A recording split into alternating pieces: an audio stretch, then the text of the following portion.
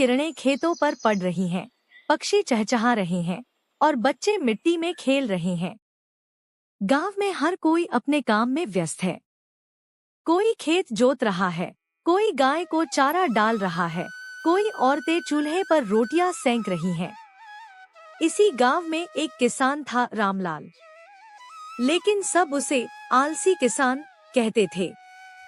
जब सब खेतों में पसीना बहाते, वह पेड़ की छांव में लेटकर कहता, इतनी मेहनत किस लिए? जब बारिश आएगी तो खेत अपने आप हरे भरे हो जाएंगे।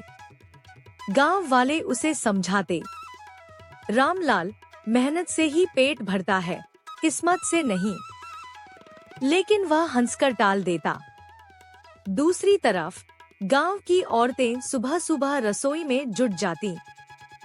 दादी मिट्टी के चूल्हे पर सब्जी पकाती, बहुएं आटा गूंथती और बच्चे दाल भात की खुशबू के इंतजार में बैठे रहते। हर घर की यही दिनचर्या थी। धीरे धीरे मौसम बदलने लगा। आसमान में काले बादल छाने लगे। बच्चे खुशी से चिल्लाए, बारिश आ रही है, बारिश आ रही है। गांव के तालाब में लहरें उठीं, खेतों में पहली बूंद गिरी और किसान प्रसन्न होकर आसमान की तरफ देखने लगे।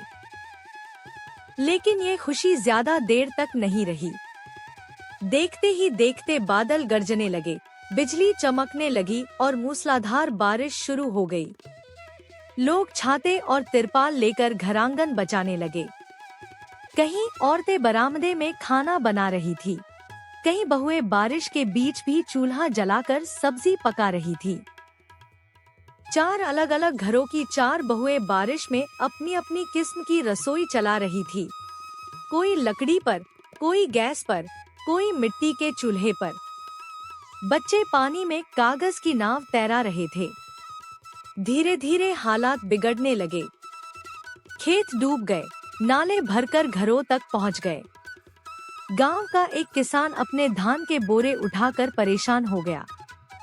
पानी से सारा अनाज भीगकर खराब होने लगा। बैल भी कीचड़ में धंस गए। पक्षियों की चहचहाहट, खेतों की हरियाली और तालाब में मछलियों की उछलकूद से दिन की शुरुआत होती है। गांव वाले अपने अपने कामों में लगे हुए हैं। कोई हल चला रहा है, कोई गाय दुह रहा है और औरतें चूल्हे पर नाश्ता बना रही हैं। गांव का एक कोना मगर अलग ही दिखाई देता है। वहां रहता था रामलाल, जिसे सब आलसी किसान कहते थे। जब बाकी लोग खेतों में पसीना बहाते, वह पेड़ के नीचे बैठा हुक्का पीता या गांव वालों से गप्पे मारता। वह हमेशा कहता, क्यों इतनी मेहनत करनी? बारिश आएगी तो खेत अपने आप फसल से भर जाएंगे। गांव वाले उसे बार बार समझाते, रामलाल, मेहनत का कोई शॉर्टकट नहीं होता, जो बोओगे वही पाओगे। लेकिन वह हंसकर टाल देता। गांव की दिनचर्या। गांव की औरतें सुबह सुबह रोटियां बेल रही थी।